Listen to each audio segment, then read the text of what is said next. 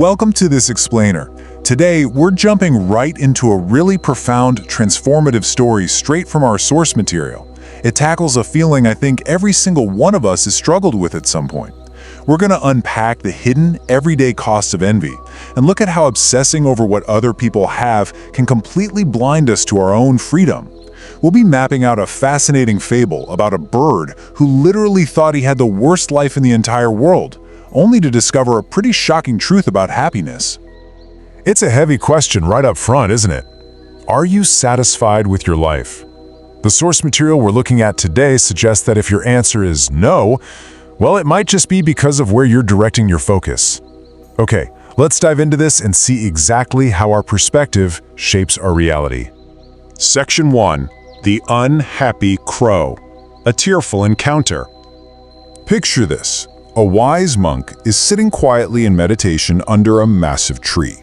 Suddenly, his peace is broken by a single drop of water falling directly onto his cheek. He looks up, and to his surprise, it isn't rain. It's a crow, perched on a branch right above him, just crying its eyes out. Filled with compassion, the monk asks what's wrong, and the bird just pours out all his heartbreaking complaints. He tells the monk that he is absolutely miserable. He feels entirely unloved.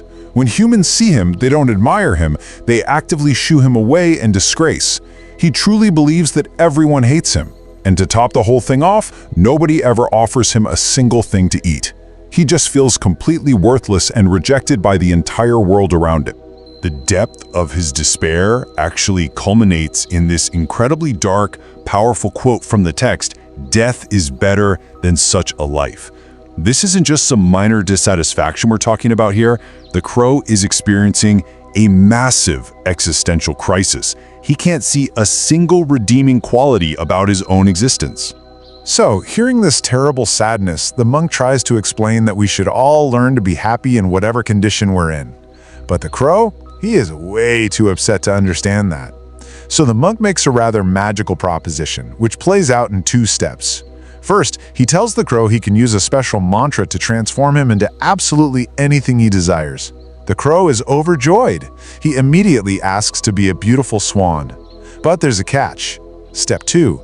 The monk tells the crow he will grant the wish, but only after the crow goes and asks a swan if it is actually happy with its life. Which brings us to Section 2. The Search for Joy. Climbing the Ladder of Beauty. The crow happily flies off on this investigative quest, fully believing he is just one conversation away from becoming the most satisfied creature on Earth. Let's move to Esdras and see how this builds across his journey as he visits 3 distinct birds, with each one being more colorful and celebrated than the last. He starts his search with the swan, moves up to the parrot, and finally will seek out the peacock. Now notice the stark contrast in perspective here. On one hand, we have the crow's assumption. He finds the swan swimming peacefully and praises its beauty, saying it's as white as milk, beloved by everyone, and therefore must be the happiest bird alive. But look at the swan's reality. The swan completely rejects this. The swan says it isn't happy at all. To the swan, white isn't even a color. It's just nothingness.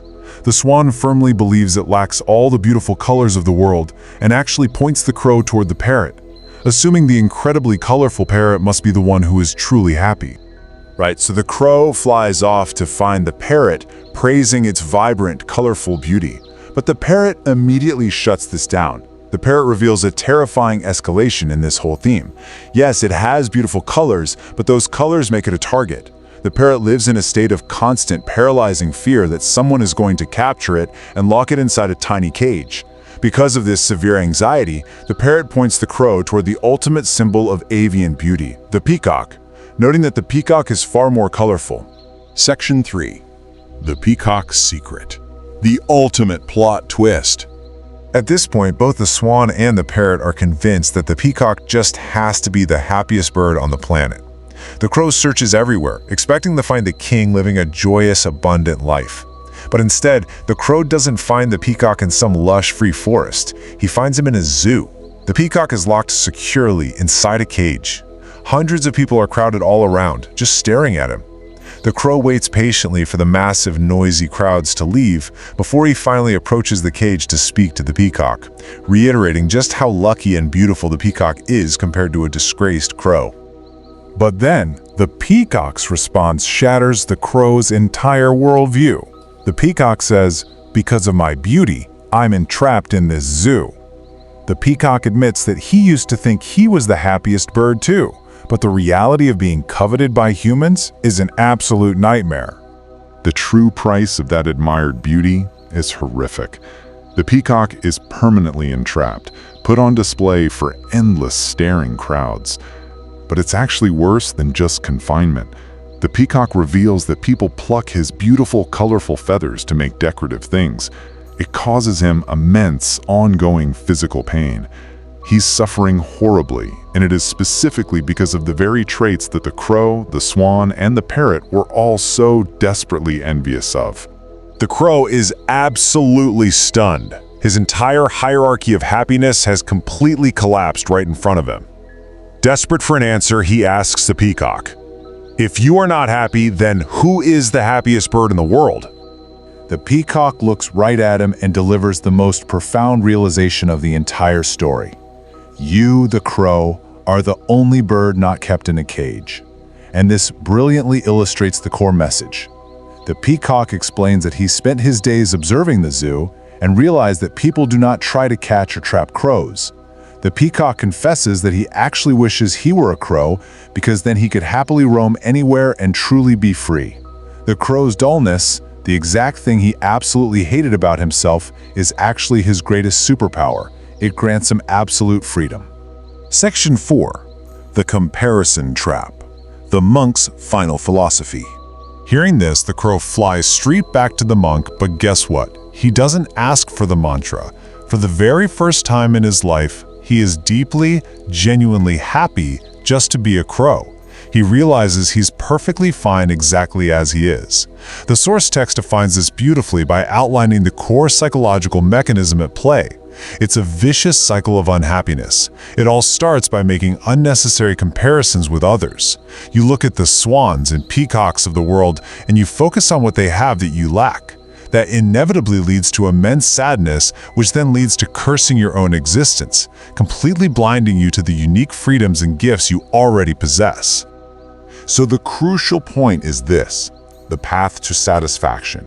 The teachings derived from the stories strongly suggest that we have to learn to be happy with what we currently have, rather than agonizing over what we don't. We have to internalize the hard, simple truth that there will always be someone who has more than us and someone who has less. The text makes it absolutely clear. A satisfied person is fundamentally the happiest person in the world, while the person who constantly compares their life to others, they will forever be the saddest. As we wrap up this explainer, I really want to leave you with a direct challenge based on everything we've just covered together. Who are you comparing yourself to today? Are you ignoring your own freedom because you're too busy envying someone else's cage?